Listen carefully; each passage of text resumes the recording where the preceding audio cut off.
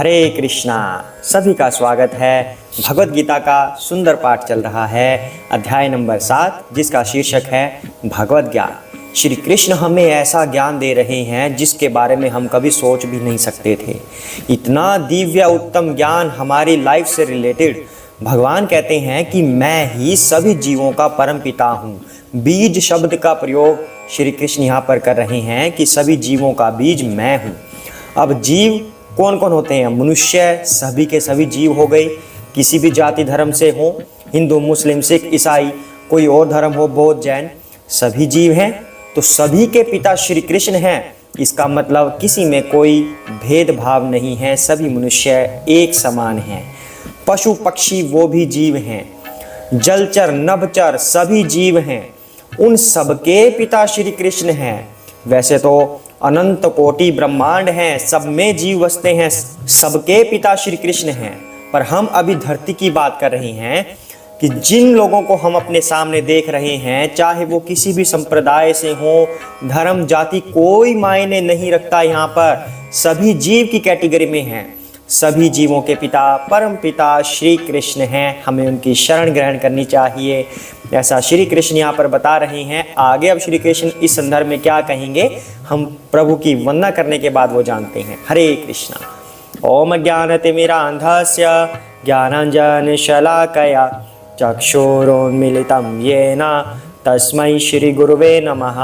श्री कृष्ण चैतन्य प्रभु नित्यानंद श्री अद्वैत गदाधर श्रीवासादि गौर भक्त वृंदा। हरे कृष्णा कृष्णा कृष्णा हरे हरे, हरे राम राम राम हरे हरे। हरे कृष्णा। आइए पाठ को आगे बढ़ाते हैं। ये चैव सात्विकाः भावाः राजसाः तामसाः च ये माता एवेति तान् विद्धि न तो हम तेषु ते मयि। हरे कृष्णा।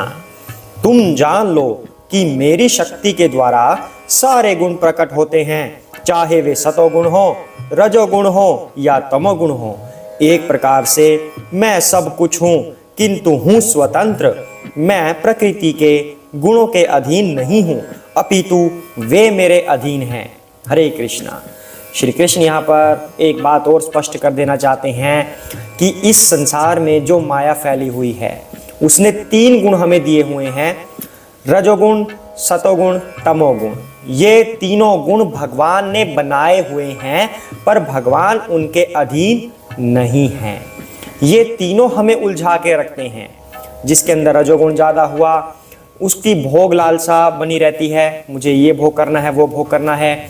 जिसके अंदर तमोगुण ज़्यादा होता है, उसका नेचर विध्वंसक होता है, मांस मदिरा या ज़्यादा नींद लेना, इस तरह से तमोगुण वाला इंसान होता है। सतोगुण होता है जो अच्छे कार्य करता है, पाठ पूजा करता है, शुद्ध विचार रखता है, वो सतोगुण वाला व्यक्ति हो गया। लेकिन इसके भी गिरने की संभावना बनी रहती है रजोगुण में।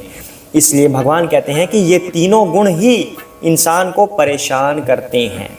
मैं इन तीनों गुणों के अधीन नहीं हूँ, मैं इनका भी स्वामी हूँ। अब 2 टर्म आती हैं, एक होता है गुणाधीन, दूसरा होता है गुणातीत। गुणाधीन कौन होता है? जो गुणों के अधीन होता है। जैसे कि हम हैं, हम इन तीनों गुणों के अधीन हैं। हमारे अंदर इनमें से कोई ना कोई गुण पाया जाता है या तीनों ही पाए जाते हैं। हम इनसे बच नहीं सकते इतनी आसानी से। मतलब भक्ति करेंगे तो बच जाएंगे, पर हम नॉर्मली इनसे बच नहीं सकते। हम गुणाधीन हैं। एक होता है गुणातीत, मतलब जो इन गुणों के अधीन नहीं है, इन तीनों गुणों से परे है, उसे कहते हैं गुणातीत। जो महान पुरुष होते हैं, महात्मा संत लोग होते हैं, वो गुणातीत हो सकते हैं। उसके अलावा शिवजी भी इसी कैटेगरी में हैं।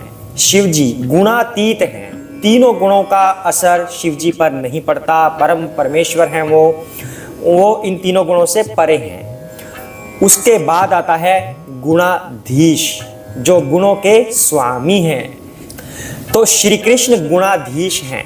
श्री कृष्ण गुणातीत तो है ही, गुणों से परे हैं, लेकिन गुणाधीश भी हैं, क्योंकि वो इन तीनों गुणों के स्वामी हैं। इन्हीं के द्वारा ये 3 गुण बनाए हुए हैं, तो ये श्री कृष्ण को तंग नहीं कर सकते। यहां पर यही बात कह रहे हैं कि मैं इनसे स्वतंत्र हूं। आगे भगवान अब क्या कह रहे हैं, त्रिभि गुणमयः भावः एभिः सर्वमिदं जगत् मोहितं नाभिजानाति मामेभ्यः परमव्ययम्। हरे कृष्णा। तीनों गुण सतो, रजो तथा तमो के द्वारा मोहग्रस्त यह सारा संसार मुझ गुणातीत तथा अविनाशी को नहीं जानता। हरे कृष्णा। तो भगवान अब कह रहे हैं कि मुझ गुणातीत को, जो ऐसा कि हमने पहले वाले श्लोक में भी किया कि भगवान गुणातीत भी हैं और भगवान गुणाधीश भी हैं। तो भगवान कहते हैं कि तीनों गुणों के द्वारा जो इंसान मोहग्रस्त रहते हैं वे मुझ गुणातीत को नहीं जानते। क्यों नहीं जानते? अब कृष्ण और हमारे बीच में लेयर्स होती हैं जो पर्दा डाल के रखती हैं। कौन कौन सी लेयर्स होती हैं? तमोगुण, रजोगुण, सतोगुण, 3 लेयर्स ये हो गई। उसके बाद एक लेयर और होती है माया, जो भगवान की अंतरंगा शक्ति होती है, योग माया। अगर कोई व्यक्ति भगवान की कृपा से इन तीनों गुणों से पार पा भी ले, तमोगुण से, रजोगुण से, सतोगुण से, इन तीनों को उन्होंने क्रॉस कर लिया, तब आगे फिर योग माया खड़ी है। तो योग माया इंसान को भगवान के दर्शन नहीं होने देते। अब कुछ लोग कटाक्ष कर देते हैं ना, कहाँ है तुम्हारे भगवान, दिखाओ कृष्णा कहाँ पर है, फोटो खींच के दिखाओ कृष्णा की। अरे भाई, जो इंसान रजो तमो सतो इन तीनों गुणों में उलझा हुआ है, जिसने अभी तक भक्ति ही नहीं की कि योग माया का पर्दा क्रॉस कर सके, वो भला श्री कृष्ण को क्या देख पाएगा। तो इस तरह के कटाक्ष मत कीजिए, आप लोग इसके अधिकारी नहीं हैं जो कटाक्ष करते हैं। दिखाइए भगवान को। भगवान को आप तभी देख सकते हैं जब उनकी भक्ति की जाए।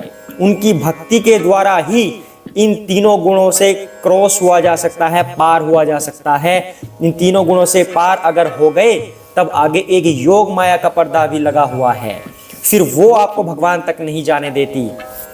तो तीनों गुणों से परे होने के बाद इंसान कई बार सोच लेता है कि चलो ठीक है, हम तीनों गुणों से पार हो गए तो यहीं पर भगवान खड़े हैं। भगवान दिख नहीं रहे, प्रकाश दिख रहा है, योग माया प्रकाश छोड़ रही है भगवान से लेके। ऐसा मान लिया जाता है कि यही भगवान का द्वार है, निराकार भगवान है, प्रकाशमान जो है वही ज्योति भगवान है। तीनों गुणों से परे होने के बाद वहां तक कई बार मान लेते हैं कि यही भगवान है, क्योंकि वहां पर योग माया का पर्दा अभी भी लगा हुआ है, उसे पार नहीं किया गया। तो अगर उसको पार करना है, श्री कृष्ण को देखना है, तो श्री कृष्ण की भक्ति करके ही योग माया को हटाया जा सकता है। जब वो पर्दा हटेगा तब श्री कृष्ण के दर्शन होंगे। ये बात श्री कृष्ण इस श्लोक के माध्यम से स्पष्ट कर रहे हैं।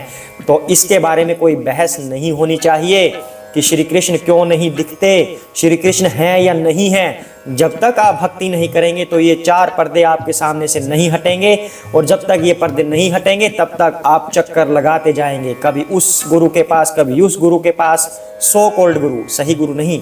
कभी वो गुरु आपको कुछ बताएगा, कभी वो गुरु कुछ बताएगा, अलग अलग नियम बताएंगे, पर भगवान तक आप पहुंच ही नहीं पाते जब तक आप इन 4 पर्दों को दूर नहीं करते। भगवान ने यहाँ पर 3 बता रखे हैं, आगे भगवान चौथा भी बताएंगे, योग माया वाला। हरे कृष्णा। तो आज के लिए हम यहीं तक करेंगे। इसके ऊपर हमें मंथन करना है कि भगवान से हमारा मिलाप कैसे हो, भगवान को हम कैसे देख सकते हैं, इन गुणों से परे कैसे हुआ जा सकता है। अब जो भगवान ने यहाँ पर बताया है, बहिरंगा शक्ति के बारे में बताया है, ये जो 3 गुण हैं ये भगवान की बहिरंगा शक्ति है।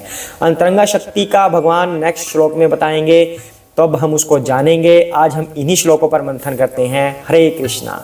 जय श्री कृष्ण चैतन्य प्रभु नित्यानंदा, श्री अद्वैत गदाधर श्री बसादि गौर भक्त वृंदा। हरे कृष्ण कृष्ण कृष्ण हरे हरे, हरे राम राम राम हरे हरे। हरे कृष्ण।